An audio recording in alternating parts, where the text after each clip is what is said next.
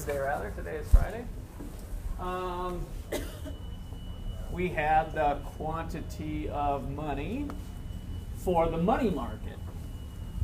So what's the difference between this money in the foreign exchange market versus the money that was in the money market, where we were measuring like M1, M2, perhaps? What's the difference between what we're measuring in Chapter 9, foreign currency exchange market, versus the money market from Chapter 8?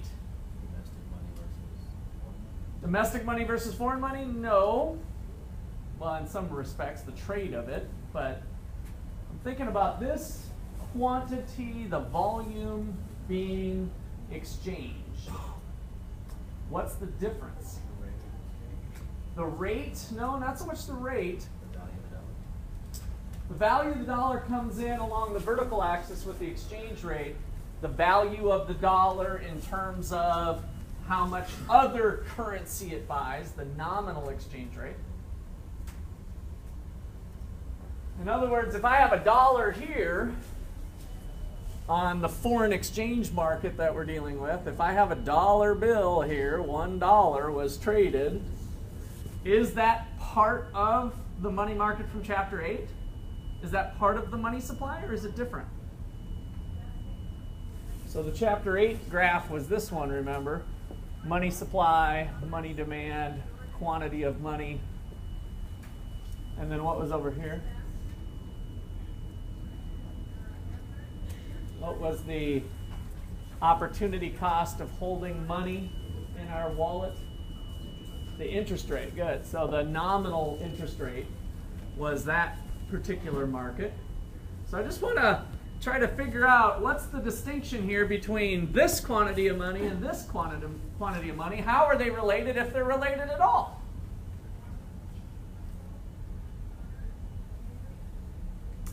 What are we doing with this money in the currency market, the supply and demand of foreign exchange? What are we doing with the money?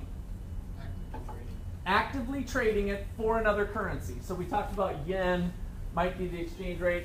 There's a certain amount of yen per dollar, right?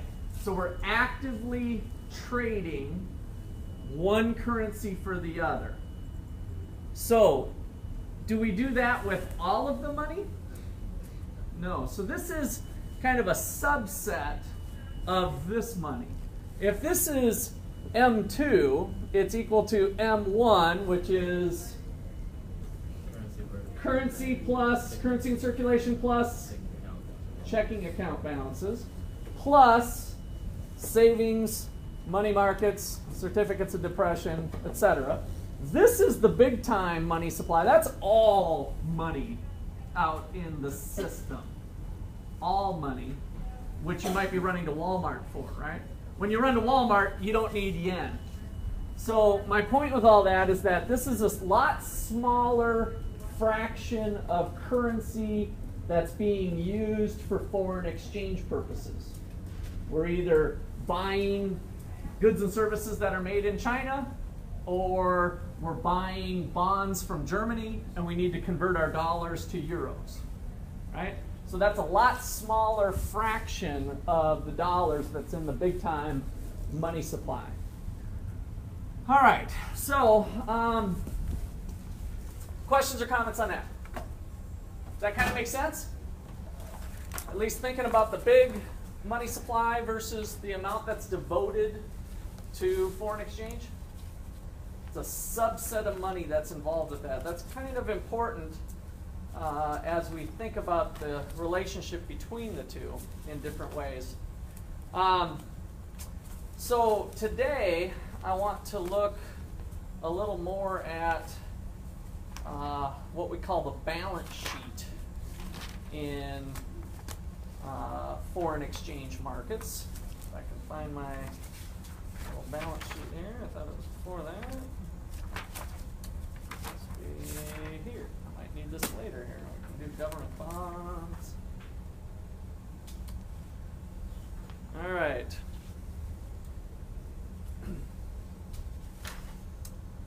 So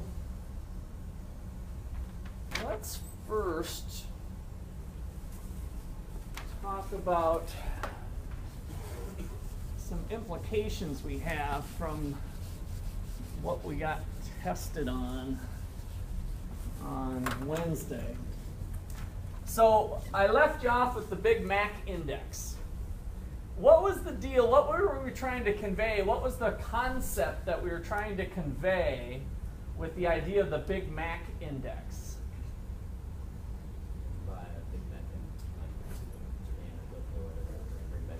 Okay, so yeah, we talked about arbitrage of the possibility that maybe you could buy a Big Mac in Tokyo, convert it back to dollars, and make some money in the United States, right? And so in general, we expect identical goods in different countries to have the exchange rate has forces on it to equalize the value of those two things, whether it's denoted in yen or whether it's denoted in dollars. So the exchange rate's going to adjust through real economic forces, and those we kind of summarize with the idea of purchasing power parity. And the Big Mac index is predicting Big Mac or countries in which their currency is overvalued. So if you're a currency speculator, think that a currency is overvalued, then you might want to do some. If a currency is undervalued because of the change of the Big Mac, then buy low, sell high. Eventually that currency is going to appreciate, so I could buy it today and make a buck tomorrow, right? So in other words, the purchasing power parity kind of conveys some information to the marketplace of the relative value of currencies and where they might be headed in the future. Now, the Big Mac index is a little bit, it was done for fun originally. I can't remember how much we read on there, but really it was kind of done for fun. In reality, what are some things that determines the price of a Big Mac in different countries? What are the things that are going to determine the price of a Big Mac, of why it's so cheap in Mexico or India, or capital cost, resource costs in general, right? So you might have inexpensive labor, inexpensive machines, government taxation, all kinds of external factors that might cause that to be less at a real price that's less. And so I didn't show it last time, but I did want to mention it, that in an effort to kind of make the fun idea of the Big Mac index a little more real, they did some adjustments according to real GDP. And so there's the adjusted Big Mac index that takes some of that into account. They're trying to account for the lower resource cost in a particular country relative to another by looking at their real GDP or their real income. So the main takeaway is this purchasing power parity, and that those are going to be some of the linkages that cause the nominal exchange rate to fluctuate. Okay, so I want to think about long-run changes in nominal exchange rates.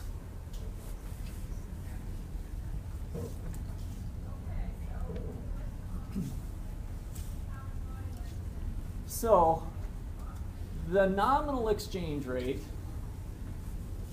is equal to the real exchange rate times the price level in one country divided by the price level in the other country. We derived this last time. I tried to motivate it by looking at the price of a Prius and why we'd expect it to be 1. Insert a 1 here, 1 Prius equals 1 Prius for a country, then the nominal exchange rate is the ratio. Countries have a basket of goods, and they're differentiated from each other. There's not identical goods. There's not an identical subset of goods in each country. Connor, what are you playing with back there? Okay, I'm going to put that away, please. All right, so Connor, you need more points than this. I thought you had this knocked out. All right, that's all right. You got time to make it up. Anybody else on their phone right now? Dirk, you okay with your gizmo up? You scratching? Okay. Just thought I'd see if we had any other volunteers here. All right. So, what I want to do is tie this into the quantity theory of money, which you guys were tested on just 2 days ago. So recall the quantity theory of money. That was old Uncle Milton, Uncle Milty. Milton Friedman came up with this quantity theory of money. And what was the gist of that theory? The quantity of money is directly related to Quantity of money is directly related to the price level, right? So if you increase money 10%, then inflation will be 10%. So kind of this directly proportional. In the long run, we'd predict that, and that's why I'm looking at long run changes in the exchange rate. I want to think about how does monetary policy in Japan and monetary policy in the United States work together to potentially drive the value of the currency, is where we're going with this. So using the quantity theory of money, in the long run, the percentage change in the money supply is equal to the percentage change in the price level. For various reasons. Got a 3% change in money, 3% change in the price level, 3% inflation. All right, so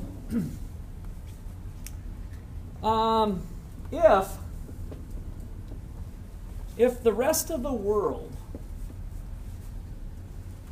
experiences an increase in the price level,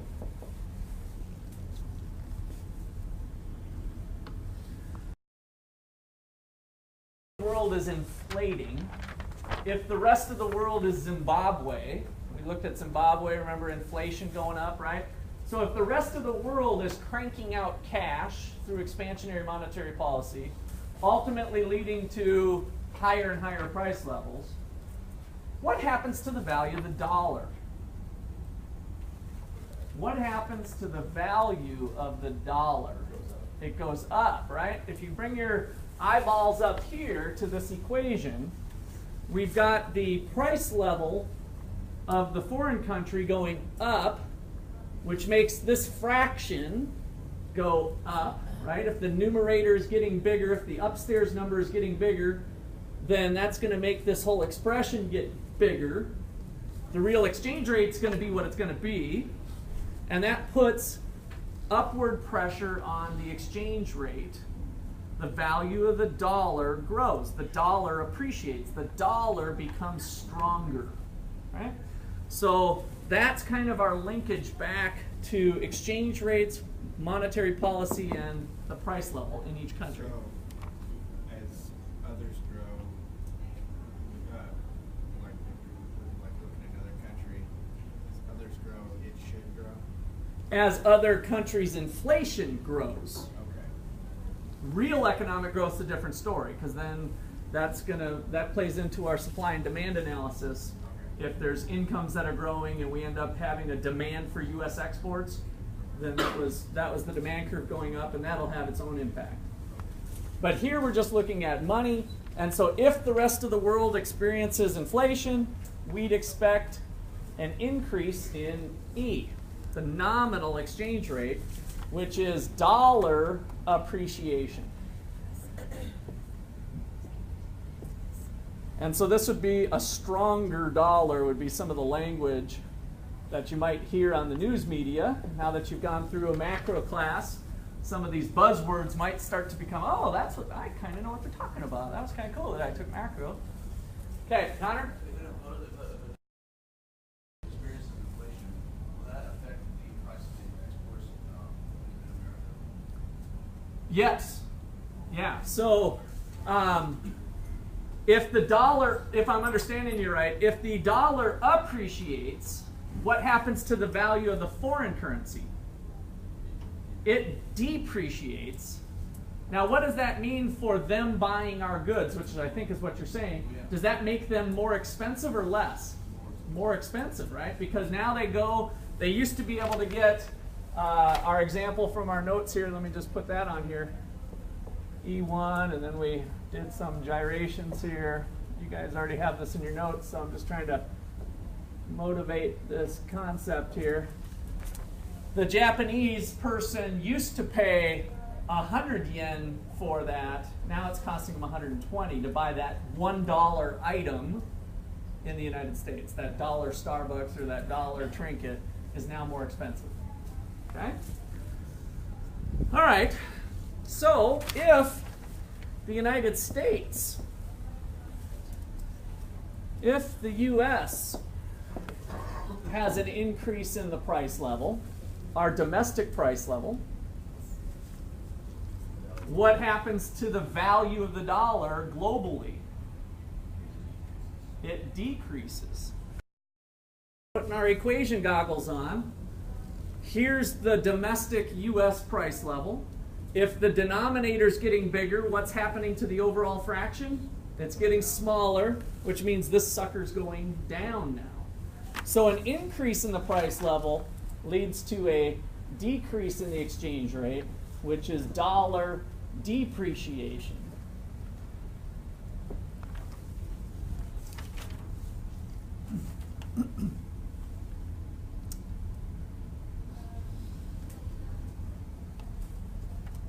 Okay, so a couple little lessons from this, a couple key points. The first one is that in the short run, in a short period of time, the price level is fixed in each country. It's pretty stable generally. PL and P star are fixed or stable. In other words, these things, this might be a slow-moving animal over time. And if that's the case, then the percentage change in the nominal rate is equal to the percentage change in the real rate. Short-run fluctuations are driven by the supply and demand stuff that we've been talking about, the real exchange rate. There's kind of a close connection. But over time, the monetary policy within each country plays an important role in the overall value, nominal value of each exchange rate. So our second part here is key number 2 is from Friedman's part. In the long run, the exchange rate is determined by the relative quantity of money in each country.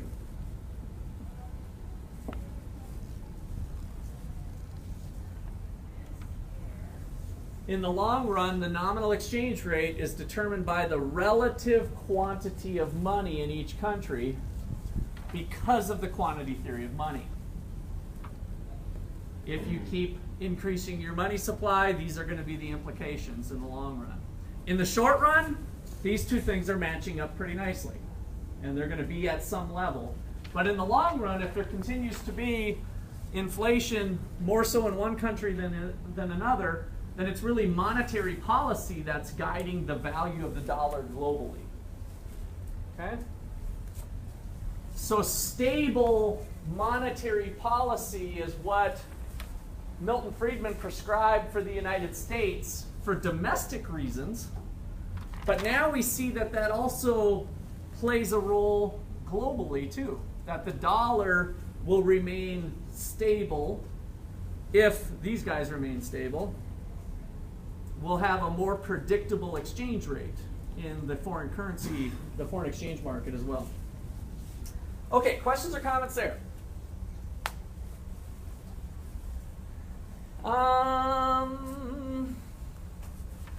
Okay, I think I want to get into the accounting business here for countries.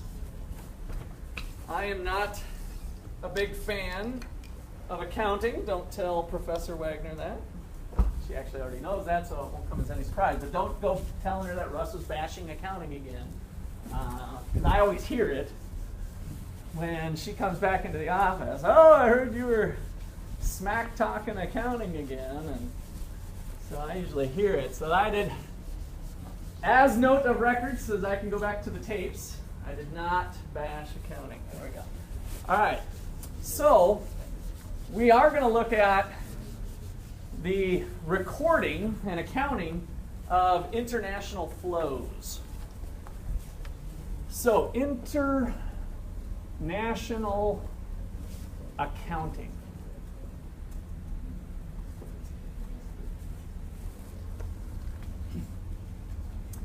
Each country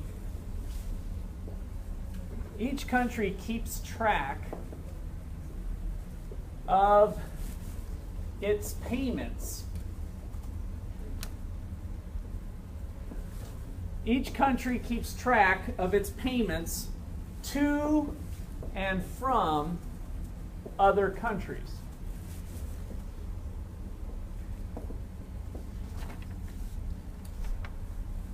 And we can think of it as three accounts, what we call three balance of payments accounts. Three balance of payment accounts.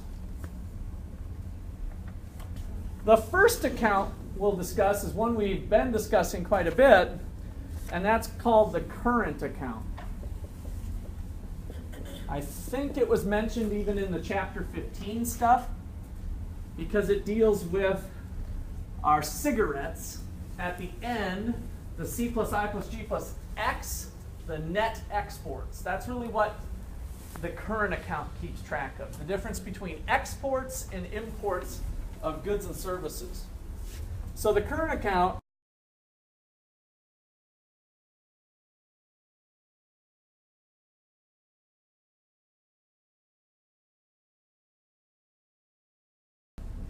exports minus the value of imports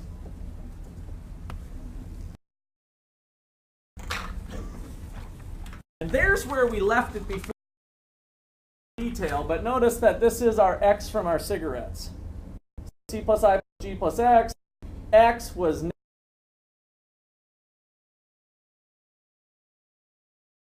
the value, the dollar value of exports minus the dollar value of imports.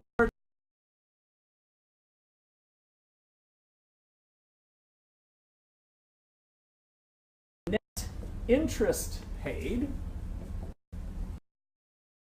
So this is interest payments going back and forth. And then minus net transfers.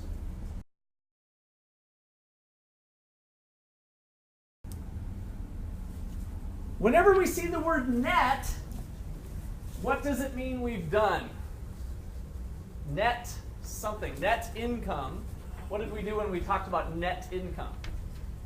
We subtracted our taxes or something from it, right? So we talked our gross income minus our taxes gave us our net income. So we're always subtracting something from the thing that it follows. And so net transfers in this case is really just what we give other countries minus what they give us. You can imagine that a rich country like the United States, this one's a positive number, right? Net transfers. We give more to other countries than what other countries end up giving us. But there's probably some money of some foreign institution of some sort that is helping fund food for the poor or something, I don't know, some sort of needy cause here in the United States. They might have given money to America in net, right? So this is macroeconomics, so we're kind of taking a global approach. On average, Americans give more to foreigners than what they give us. So net transfers. So if you really want to look at the big picture, China's paying for us to give money to other countries, since China gives us a lot of money. No, let me come back to that once we kind of close the gap. But that's not quite right with the way you're defining it. All right, so if we take, and these are huge, by the way, so the exports and imports pretty much dwarf this. This is almost drops of water in the bucket relative to these. And so if we take the difference here, we get the current account balance. The current account balance.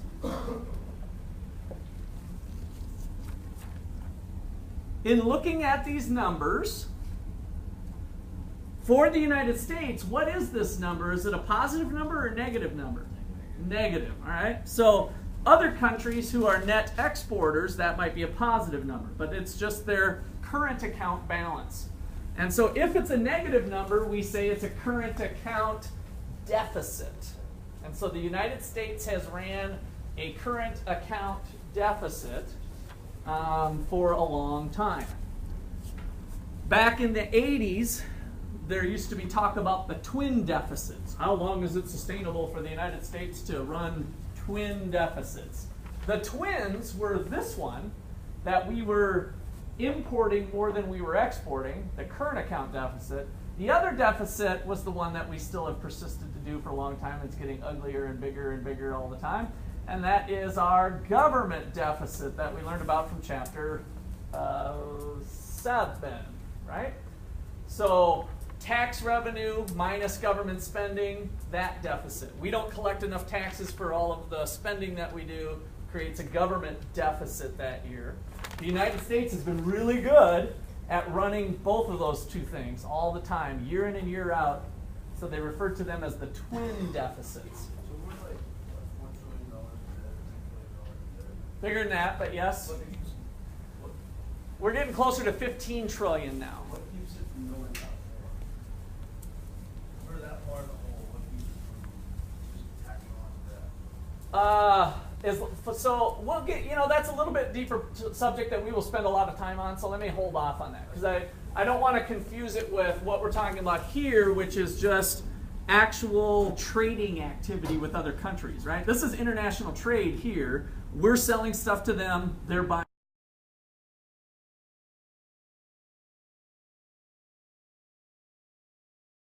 from them. Yeah, I think I said that right.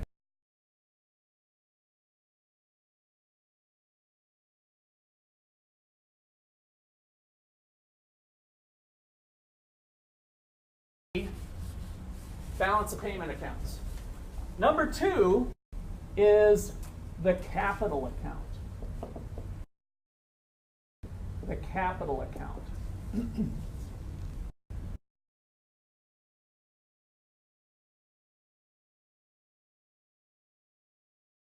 Account. And this keeps track of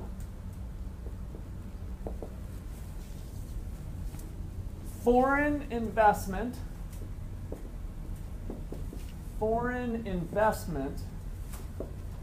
in the U.S.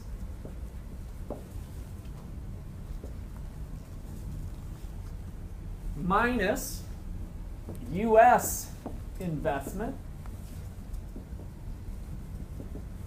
in the rest of the world. So if we're looking at the Americans' books,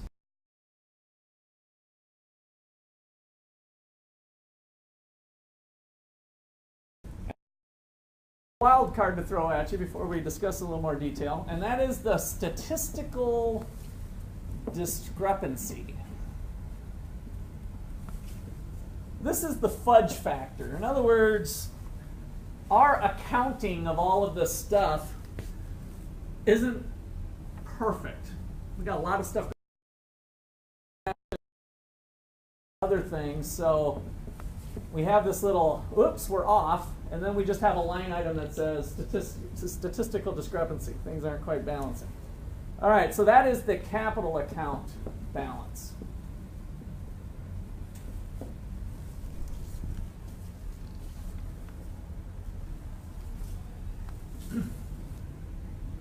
All right. Let me get this last one down, and then we'll talk how the three work together. Number 3 is the official settlements account. Official settlements account. And it keeps track of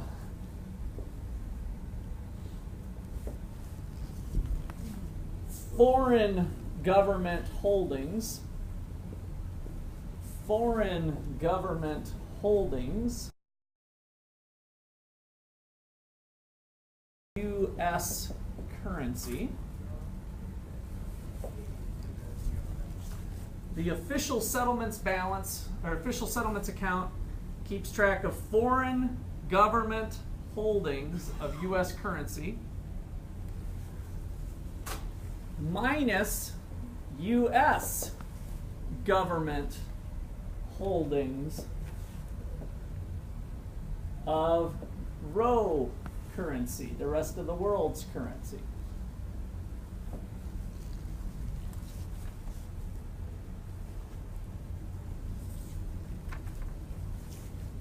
And we take this one minus this one, and that gives us our official settlements balance.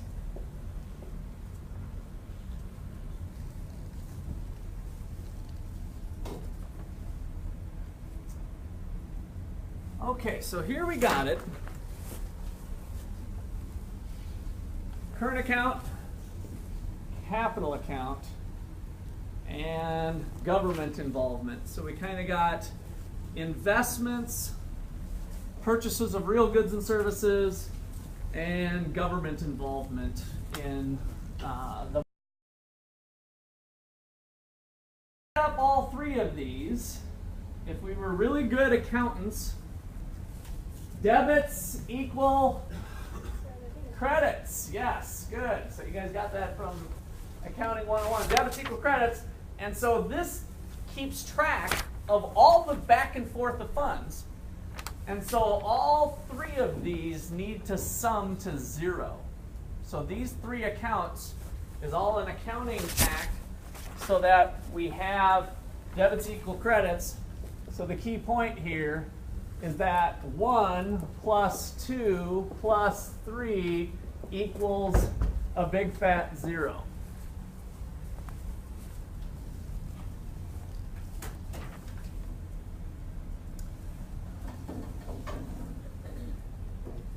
This one ends up being relatively small, number 3, which kind of brings me to the big thing about the United States. The United States has a current account deficit, and it has for the last 30, 40 years. But if it's got a deficit here, what must it have here? A positive, a surplus. So that's kind of the good part, is that nobody talks about that, but we have a capital account surplus. Yay, we got a deficit here, but the surplus over here offsets that. So we got a capital account surplus. Well, how much do we have to be happy about? Well, what are they doing? Over here, if our imports exceeded our exports, do we owe money to the rest of the world, or does the rest of the world owe us? If we imported more than we exported, in macro terms, we owe them, right? So we bought some stuff and it wasn't a fair trade. We didn't give them back enough goods to offset how much we purchased from them. So it's kind of like we owe them some money. It's like an IOU. And so what this is that IOU. Is that the foreigners buy stuff, financial assets, that are the U.S. financial assets. The biggest of these is, or one of the largest, is U.S. T-bills.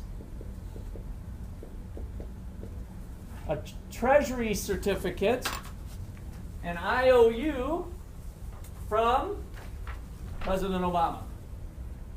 So this is what they're buying, and are these IOUs, these government bonds. They're not only T-bills, but they're also longer term in nature, so government bonds in general. So foreigners are buying this. In order to buy this, they have to convert their yuan, if we're talking about China, into dollars, go into the foreign currency market, and buy a government bond on Wall Street from some broker, right? So now the flow of money's coming the other direction because they're holding on to government bonds. On the flip side, the US can do the same thing. We can buy foreign denominated financial assets, which is one of our shifters in the foreign exchange market, the supply and demand curve. So one of the things we went through on Monday, right? So that's what's going on up here, is the trade of the financial assets. And so this capital account surplus is foreign investment from abroad. So part of the story of the financial crisis is sitting here. We effectively borrowed money from the rest of the world. China funded and fueled our desire for goods. Gotta have it, gotta have it, gotta have it. I want, buy, buy, buy.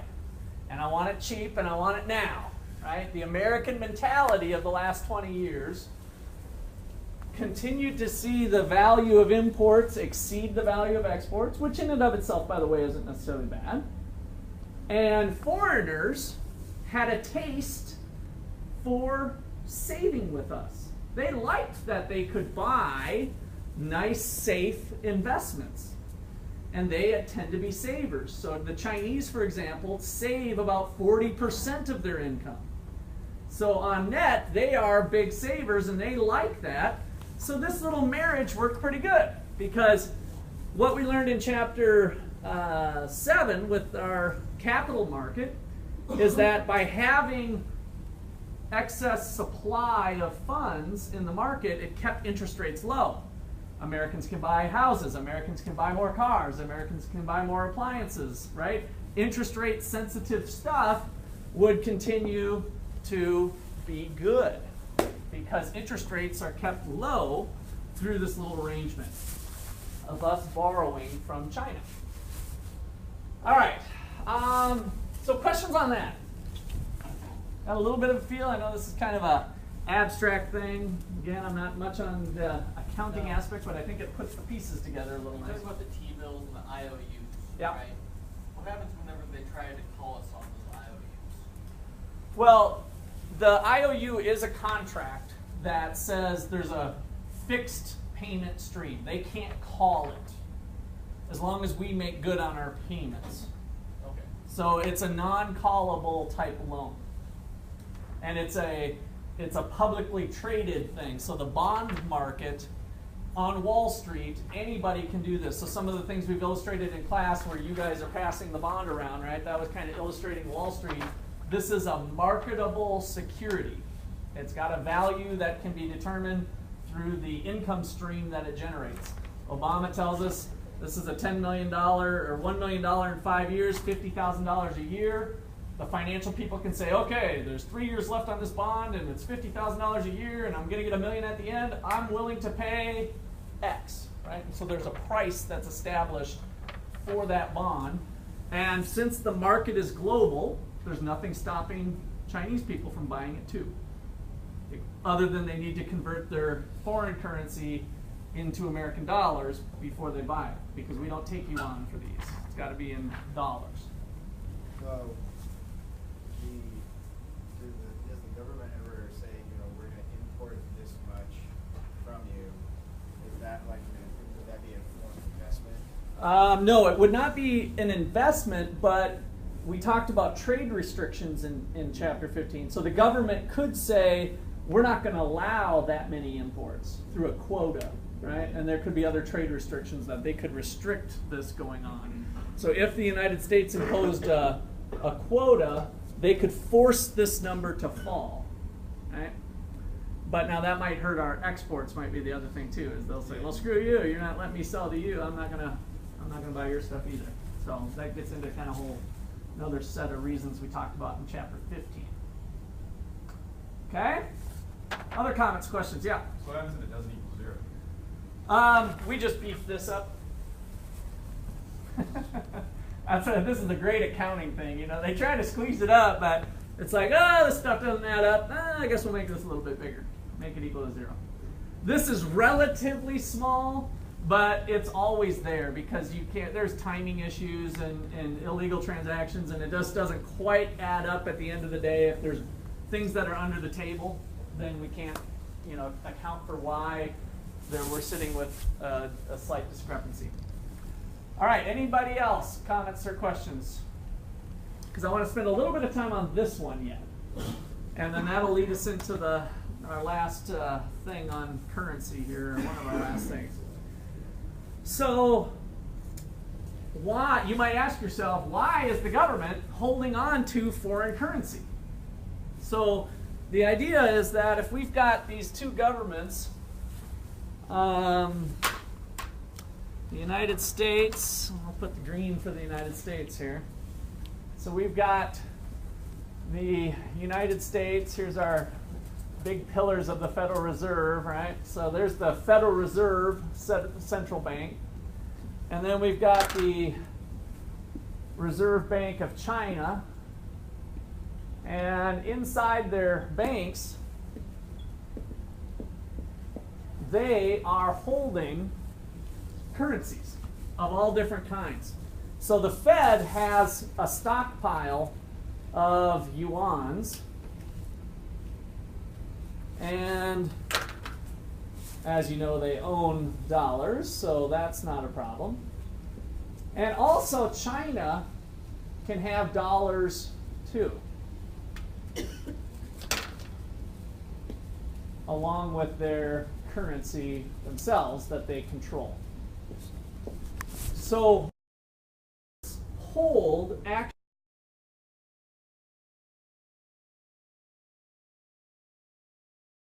enter the market and manipulate the currency value.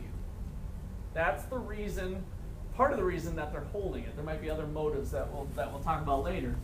But if the demand for the currency has a shock to it, which would cause appreciation of the dollar, and for whatever reason, for political reasons, we don't want the dollar to appreciate, then the Fed can start adding dollars to the currency market and bring it down, right? They can offset that increase in demand by going into the market and adding dollars to it.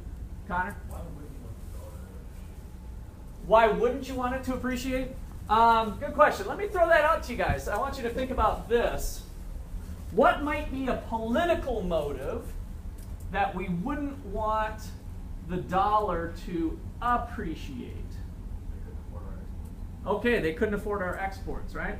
So if we want to protect our large exports that control, this is not a true story, so I'm kind of debating, but just to stick with the United States, we protect the cotton growers quite a bit in the United States. And so one way that we could protect cotton growers is to not allow the dollar to appreciate, because then that's going to hurt cotton growers because they're not going to buy cotton from the United States. That's not an example of what really goes on. The United States gives a bunch of money to cotton growers that screws over people in Africa. It's the real story. We might talk about that one later. But Africa is awesome for growing cotton, their climate. So they really have a comparative advantage in cotton. But the United States continues to pump dollars down to Georgia and other places into big cotton growers because, in part, they might have some money, little donations going to the politicians to help keep the cotton industry strong. Oh my gosh, you can't let's think of all the people that are going to be harmed if we quit supporting big cotton down in Georgia. So that's kind of the political stuff that can enter in of why the government might use currency to protect an industry or to protect a major export. Okay, good question. The story is a little bit easier on, let me go back and tell you a real life story, and that's with China. So as the demand for Chinese goods went up by Americans, that would tend to lead to appreciation of the yuan, right? So their currency would start to appreciate, making it more expensive for Americans to buy Chinese products. And so as that happened, as more dollars came to the market, the Chinese government would buy them themselves. So China is sitting on a big pile of US dollars because they've continued to fuel the supply from the increased demand by adding yuans to the market. And so they've kept Chinese products cheap for Americans because they believed they wanted to help. The best thing for the Chinese economy was to continue to have big exports have large exports to the United States of their goods. Okay, good question. All right, so other comments on that? We're going to tie that down a little bit more here. So they bought the U.S. dollars to try and keep pretty much our exchange rate the same as well? Yes, they were trying to fix the exchange rate. Let me take the liberty of adding a diagram, which we were probably going to do later anyway. That seems like a good time to do it now. So let's look at the China story here. Now this time I'm going to measure yuan down here. Now this is a little bit different. So I've got the Chinese currency on the horizontal axis. The demand and supply of yuan in the foreign exchange market. So this is still the foreign exchange market. And now E is dollars per yuan. It flips around, right? So how many dollars does it take to buy a yuan? All right, so if we think of this being the initial equilibrium, as Americans want lots more Chinese goods, the demand shifts out to D2.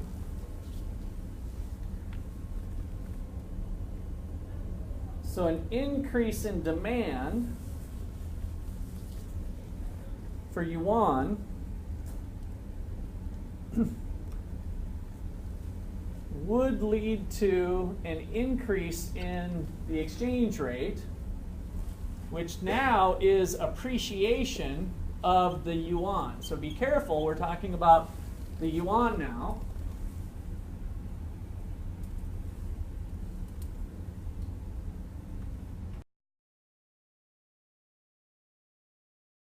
Put a little more teeth on it here. This is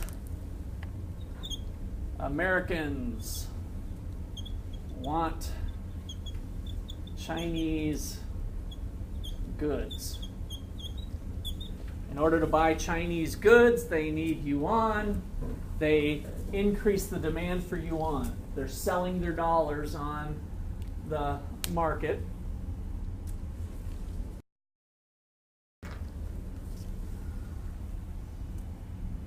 So, one action that China can do is if they want to keep the yuan fixed, if they have a fixed exchange policy,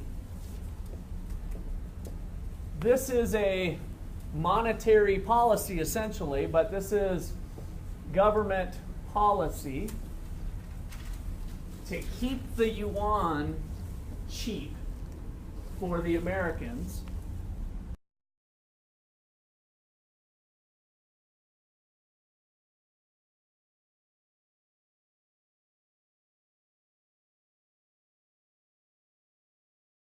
Market forces would be other people holding yuan that are non-government. But if the government steps in, and conveniently enough, they can print more of these off if they run out, they can indefinitely supply yuan to the market, right? So Americans want to buy more? Great, I'll sell you them, no problem. And so the Chinese government increases the supply to S2. So my next step in the story here is kind of critical. If China wants to fix the exchange rate, it will supply as much yuan that is demanded to keep the exchange rate fixed.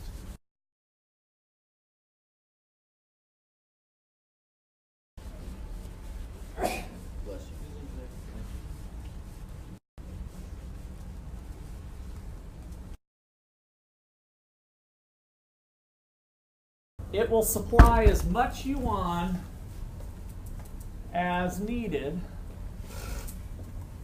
to keep E fixed.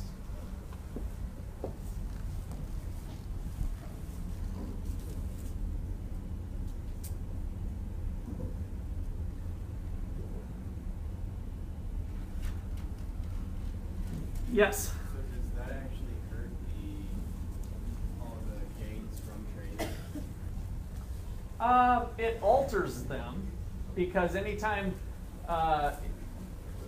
if the yuan was allowed to appreciate, then that would change the prices of the buyer and the seller, and it's going to hurt somebody. There's always going to be, one of our test questions was, why do people complain about trade?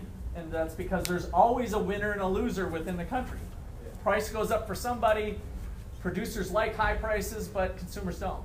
And if prices drop, consumers like low prices, but producers don't. So somebody's always going to complain about trade within the country, and so that follows suit with the exchange rate as well. Okay, now what happens if demand drops back? If demand falls back to D1, what would be the market response to, if there wasn't the government intervening now, I'm just trying to kind of hypothetically think, if the demand falls back,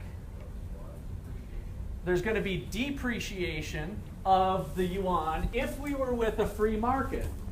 So now all of a sudden people don't want yuans, right? They're going to try to shift back into dollars. And if they want to keep the exchange rate fixed, they have to do just the opposite.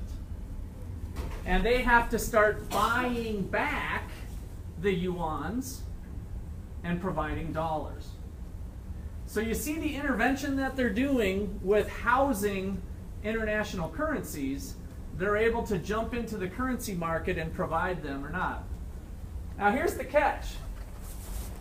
If the exchange rate falls a bunch, can China continue to maintain it at that fixed rate?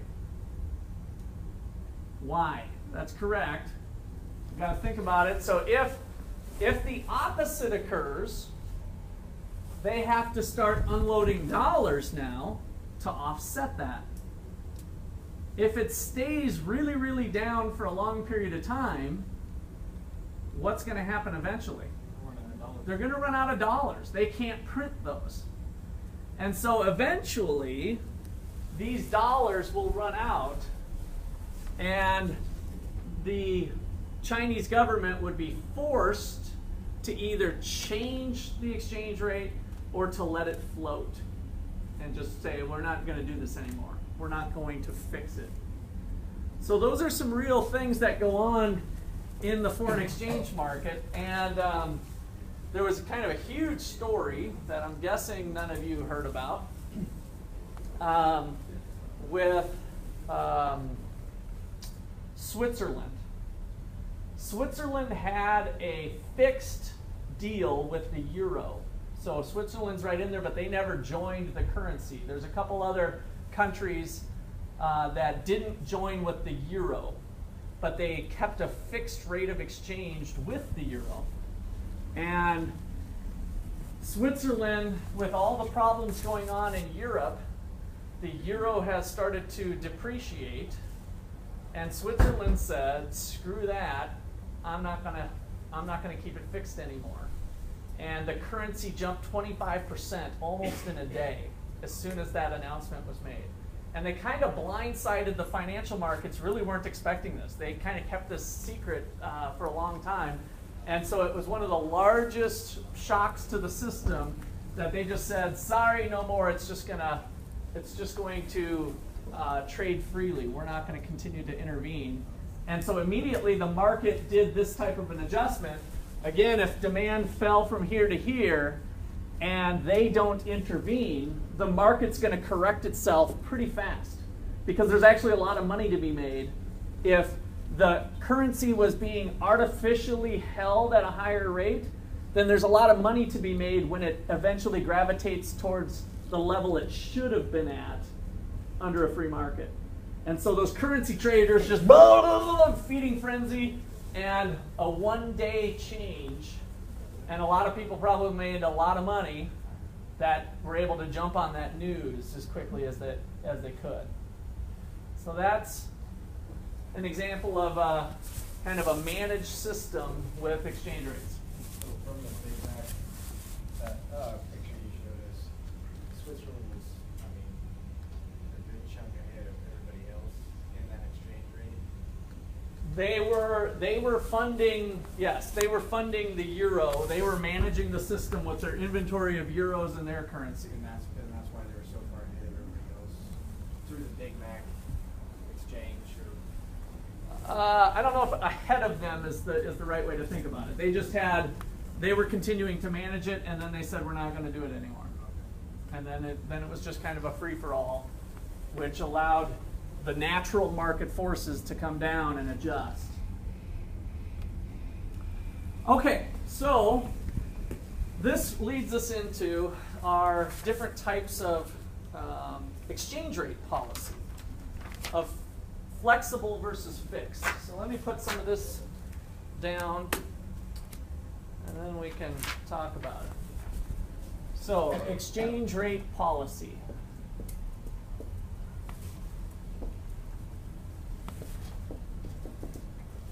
Exchange rate policy. Number one is a flexible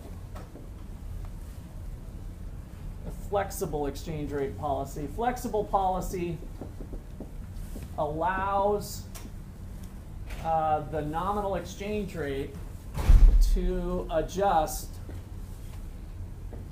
freely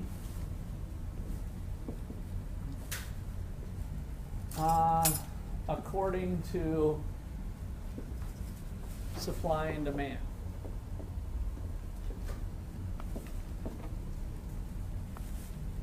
So this is our free market idea.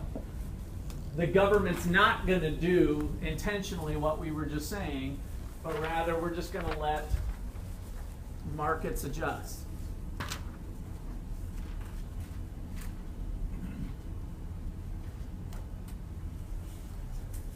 So even though we have a free market in the currency in terms of whether the government is directly meddling with things or not, the way we just discussed, it's important to note that other types of policy will still influence the exchange rate. That's what we saw with the quantity theory of money, right?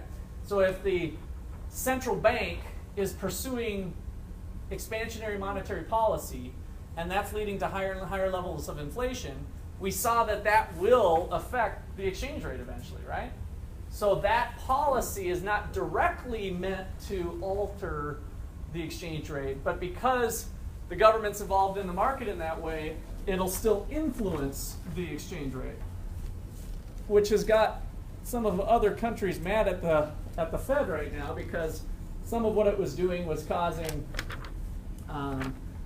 the dollar to depreciate which made their countries appreciate, which means their financial assets that they were holding. Remember about me saying that maybe it's not so bad that China owns most of our debt because we can always kind of give them the bird. Remember that one, that we kind of hold the cards? Think about this for a second. If you are a China person and you hold this,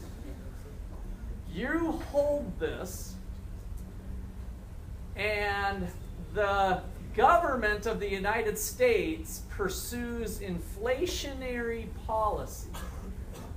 So there's an increase in the price level. What happens to the value of the dollar according to what we did earlier, if you look back in your notes? It goes down, so the dollar depreciates.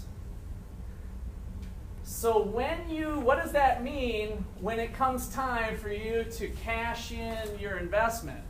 Obama finally pays back his bills, and you are the China person holding these things.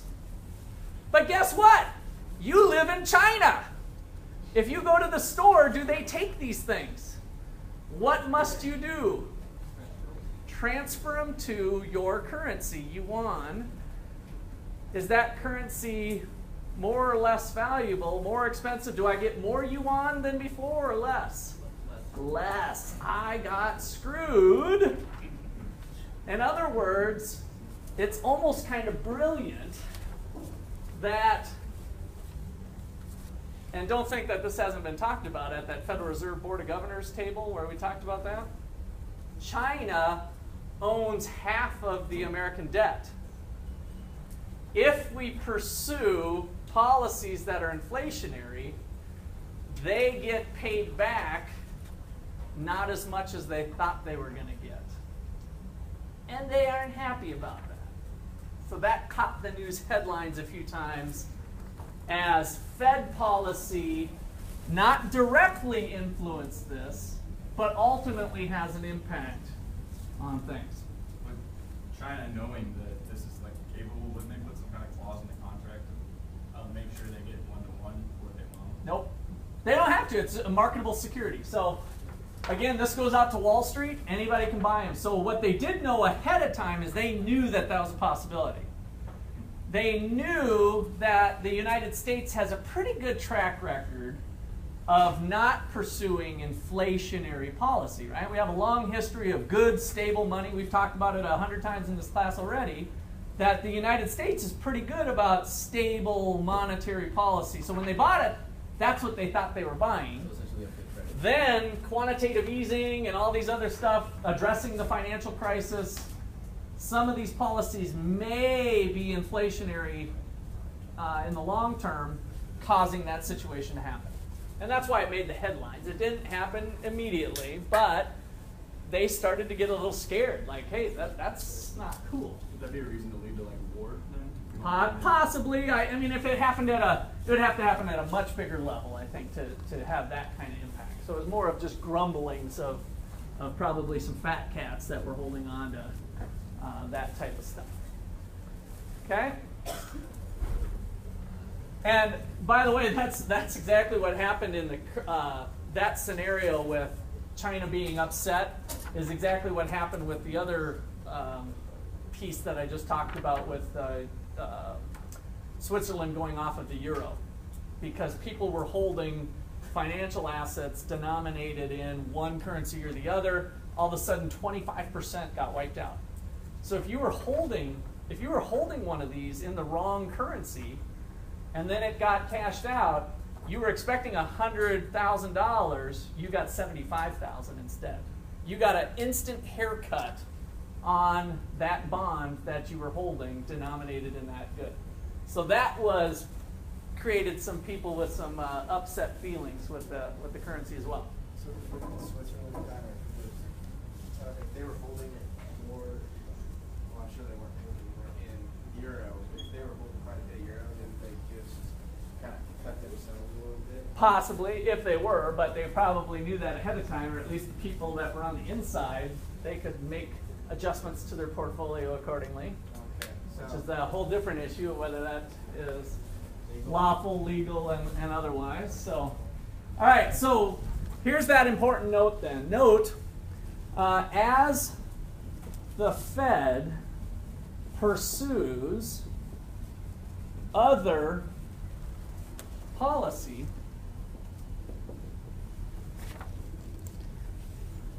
it will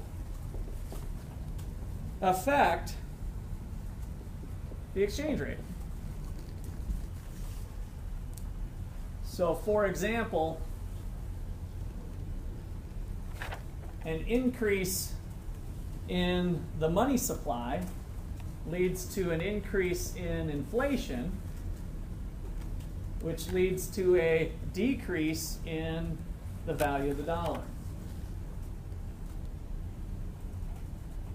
Tying this together with what we started off with.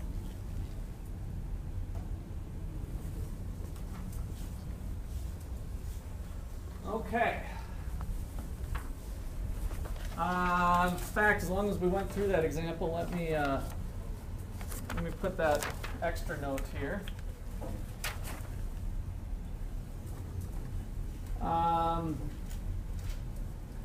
Chinese bondholders are mad if the U.S. government pursues inflationary policy. I might want to keep that for a second. These I might want to keep that too. Well, I guess I'll get rid of that.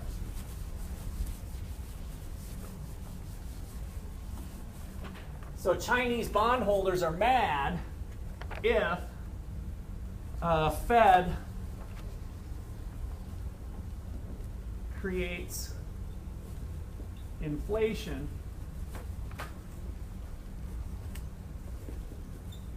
that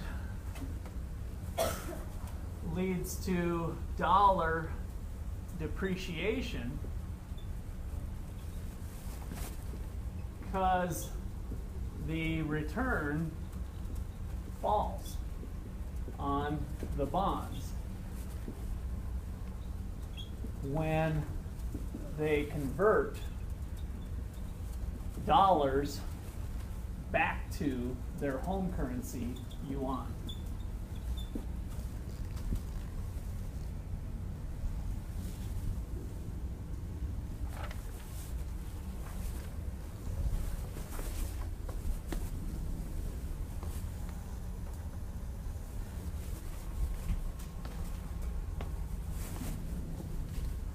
See, I didn't quite have this all lined up for you very good, Chris.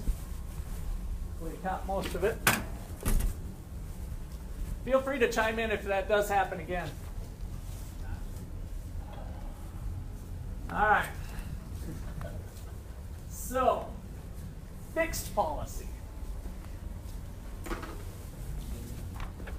A fixed exchange rate policy is also what we've kind of described. Just want to make sure we get it down nice and tight. So, fixed policy. Number 2, a fixed policy means that the government chooses the nominal exchange rate, chooses E. A fixed policy means that the government chooses the exchange rate and buys or sells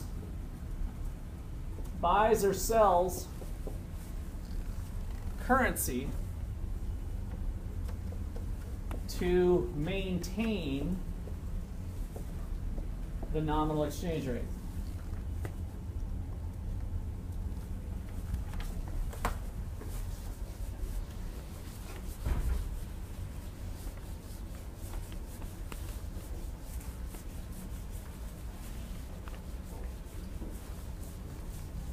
And that works fine if they're selling their own currency. So note,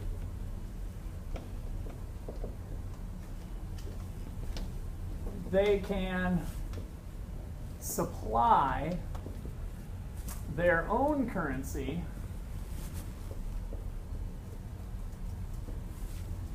indefinitely. In theory, they can just print off more money. They can supply their own currency indefinitely, but can't do that for the foreign currency, but have limited supply of row currency, the other foreign currency.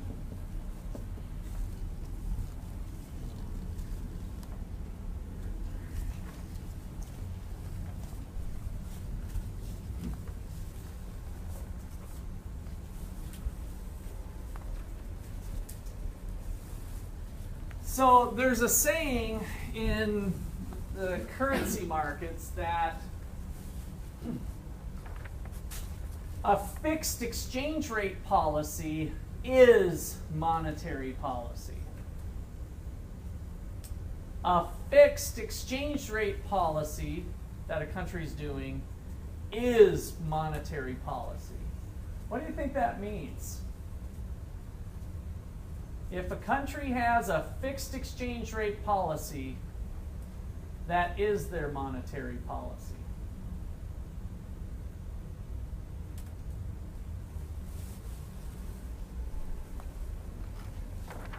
Keeps everything constant. It keeps everything constant, so they're going to keep that exchange rate constant. That would affect everything else. And so what does it mean? We talked about Chapter 8, monetary policy of the Fed, right? What did the Fed do when the economy was slumping? Did it increase the money supply or decrease it? Increased it, right? So if they were trying to stimulate the economy, they would do expansionary monetary policy. They could drive down interest rates and hopefully stimulate the economy. Expansionary monetary policy was one thing that they could do, and that's monetary policy. So again, let me phrase what I'm saying here is that a fixed rate exchange policy is monetary policy. Why?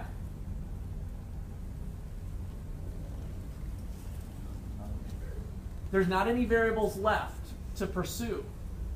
In other words, if you choose to fix your currency, you can't all of a sudden start supplying extra money to pursue other purposes, like to try to stimulate the economy.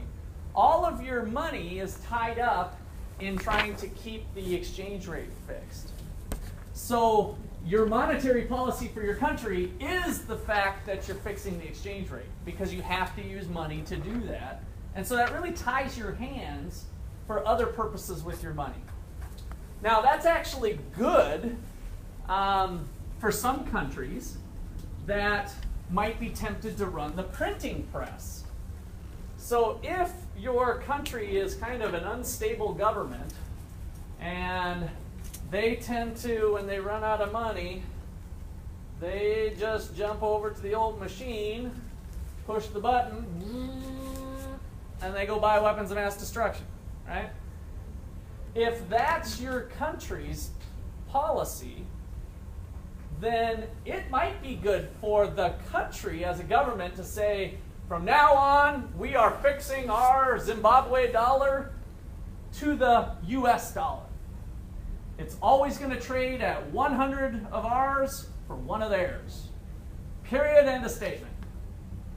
If they do that, they've taken away their ability to run the printing press, other than to run it to keep the exchange rate fixed, right? Now, why doesn't that always work for some of those unstable countries? Corruption? What else might they tend to do a year later when they really, really, really need money this time? Break the policy. And that's what they do. So it's not very credible. If you're already a corrupt government doing other corrupt things, then what's one more thing to add to the list to break your own rule that you're always going to do the 100-to-1 deal? And then you just change it and say, screw that. And so that doesn't always work in every case. It does have to be a credible change. So that little trick has been busted before in the past. So let's add that onto here as another note. So note number 2. A fixed exchange policy means that the government cannot use monetary policy for other objectives, because that would screw that up.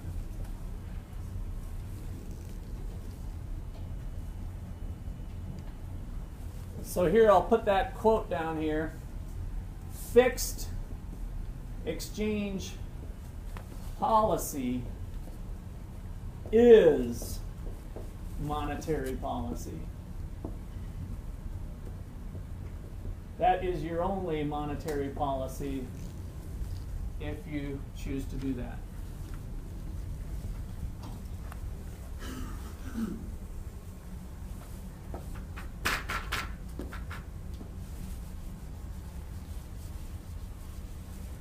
All right, so we got a hybrid. We have a hybrid to mention, and that's called the crawling peg. So number 3 is the crawling peg.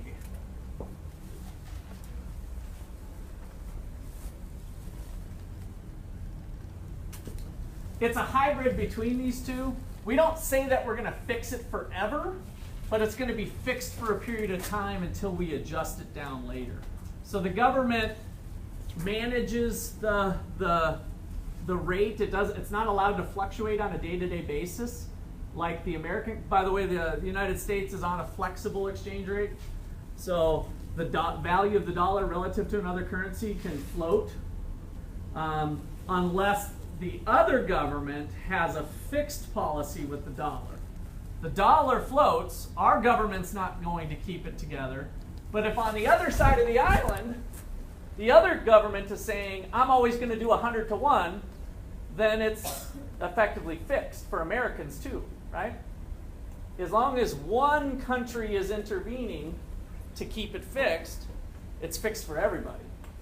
Because they're not picking and choosing who they're selling it to, it's just fixed. So, one modification to that is that some governments will have what we call a dirty float, or a managed float. It's dirty in the sense that it's allowed to float, but we're going to keep it fixed for a period of time. So it's a managed float. So it'll be fixed for maybe the next 3 months, and then we'll adjust it to a new level. And so if we were to look at a time series trend on the exchange rate, it would look like this for 1, 2, 3, 4, 5, 6, 7, 8, 9, 10, 11, 12 months or 12 years. It would look like this. Straight line, drop. Straight line, increase. Straight line, drop. Right? So for periods of time, it's fixed, but then it's allowed to float, or it's adjusted up or down. So a crawling peg is the idea that, and maybe let's put in parentheses here, the dirty or managed float is another word. A dirty or managed float is that the exchange rate is fixed, but government makes small adjustments over time.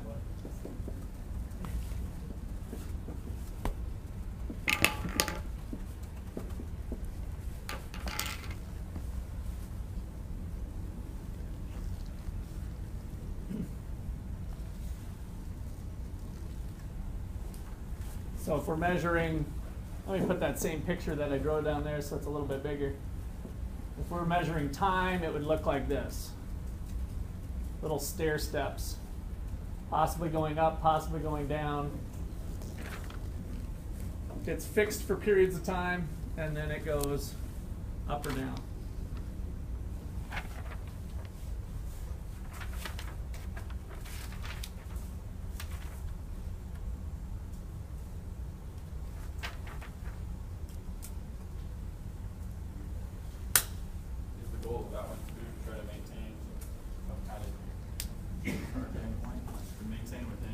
a range, possibly. Yep, that could be one of their objectives they're trying to do is keep it in a band. But ultimately, if demand and supply forces are forcing it at the lower bound, then they might have to release it down below that bound too.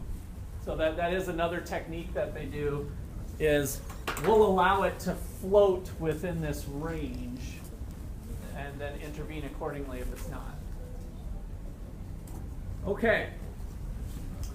So, the last thing I want to mention before we get into the next chapter, which we'll have a little bit of time today to do, to at least tee you up, because the next chapter is a big one on the goods market. So the last thing I want to comment here is, if the exchange rate, if the dollar is depreciating, how does that work with all the currencies that are out there? Isn't it possible that the dollar might be appreciating against the euro but depreciating against the yen? So how do we make these statements about whether the dollar is truly getting stronger or weaker if we start to think about all of the trading activities we're going to do? Because the United States pretty much trades with everybody who's willing to trade, right? So all the currencies of the world trade with the dollar. And so when we make a statement about whether the dollar is going up or down, it might be going up against some and down against others. Connor? Is it just talking about in the United States? Yes. Yes. So is the dollar getting stronger? Is it getting weaker? Because you guys will hear that on the headlines. How do we measure that? Any ideas on how that might be measured? Based off of the previous dollar value? Yes, but what dollar value? So what are we using to measure the dollar's value is kind of the point I'm trying. It's kind of confusing if you think about it. The average of all the other currencies, you're onto something there. So we're going to kind of average. Would we want to equally weight the average? In other words, we're trading with Zimbabwe, we're trading with Africa, and we're trading with Europe and China. Would it be fair to put equal weight on all of those currencies? What would be a more fair way to put on weight? Ratio to what? How much we're trading with them is the method that we take. Which, if you think about it, if we do 50% of our trade with China, 10% of our trade with the European Union, the euro, and the other 30%, 40%, losing track of my 40% with Mexico, just to keep 3, 50% China, 40% Mexico, 10% Europe and the euro, then that's the volume of trade, the amount of exports, imports that are going back and forth. Then we're going to simply put a 10% weight on the euro, a 50% weight on the yuan, and a 40% weight on the peso, right? And so if the currency is depreciating against the yuan and depreciating against the peso, but appreciating in Europe with the euro, that's not going to matter, right? Overall, the average is going to be coming down that the dollar's depreciating. So that's called the trade-weighted index, the trade-weighted index. And that is how we kind of measure the overall value of the currency. All right, I'm going to write that out here in a second, but any questions or comments on it?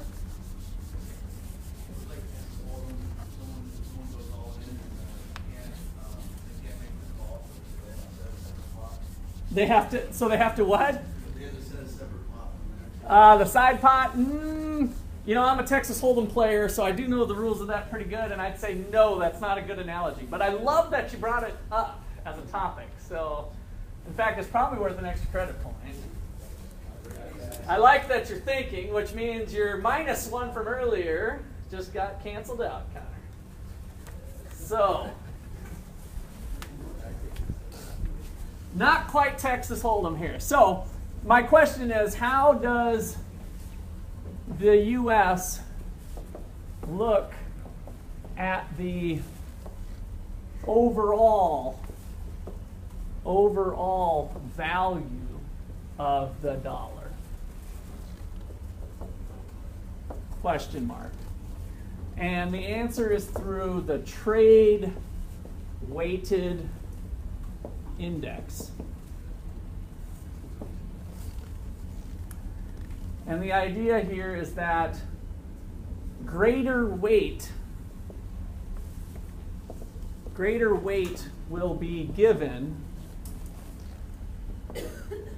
to currencies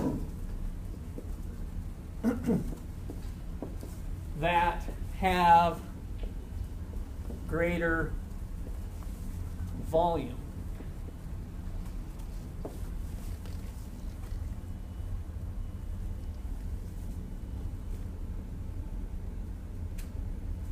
So from our example, 50% trade with China, 40% trade with Mexico, and 10% trade with Europe. Those are totally made up numbers, by the way.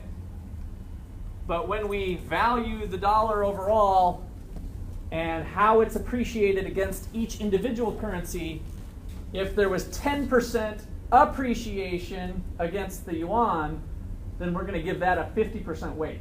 In other words, that appreciation against the yuan is going to be more favorable in terms of the valuation overall for the dollar. I'll just leave it at that. I won't even get your equation goggles out. But that's the concept. Okay? All right, let's talk about the goods market. I got 5 minutes left. I think I'll even maybe let you out early, but don't quote me on that. I actually have a little bit more than 5 minutes.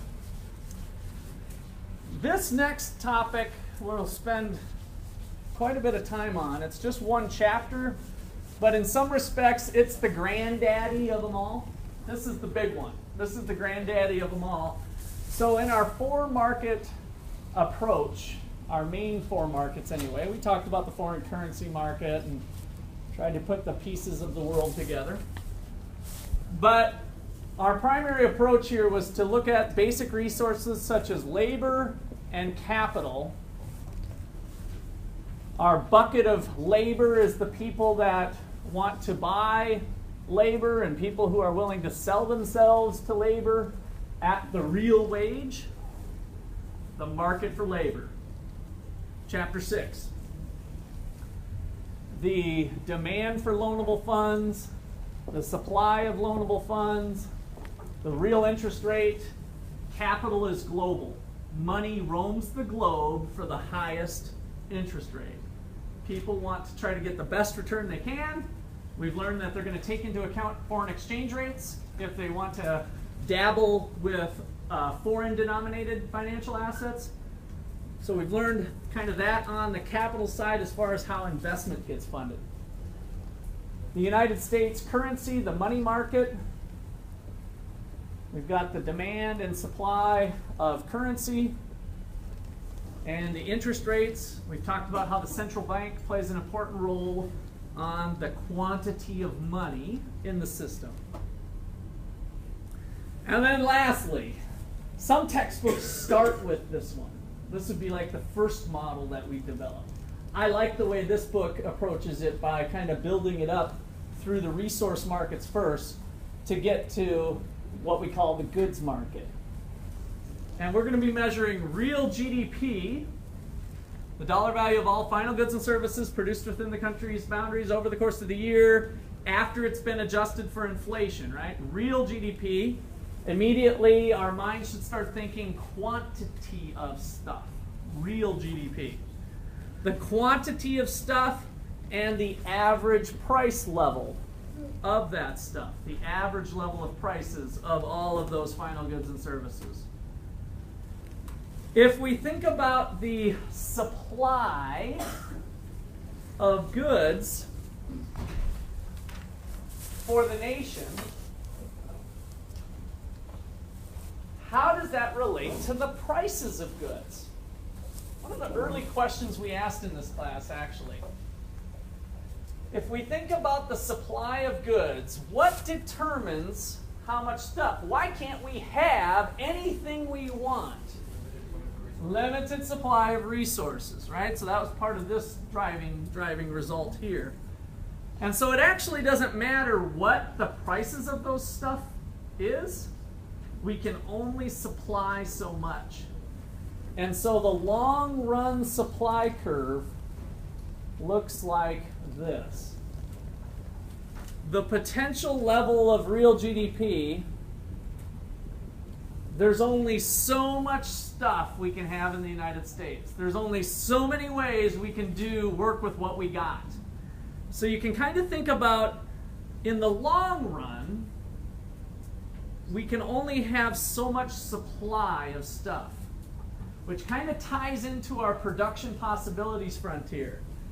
The PPF was beer and pizza, and it showed the maximum combinations of two goods an economy can produce given its available resources and technology. It was like the maximum potential. It was impossible to be outside the frontier. Similarly, it's impossible for the United States to be beyond this mark. It's independent of prices. It's completely driven by the quantity of resources and technology. So that's our first little dose, where we'll pick up on Monday. Have a good weekend. So I'm kind of in a rush right now.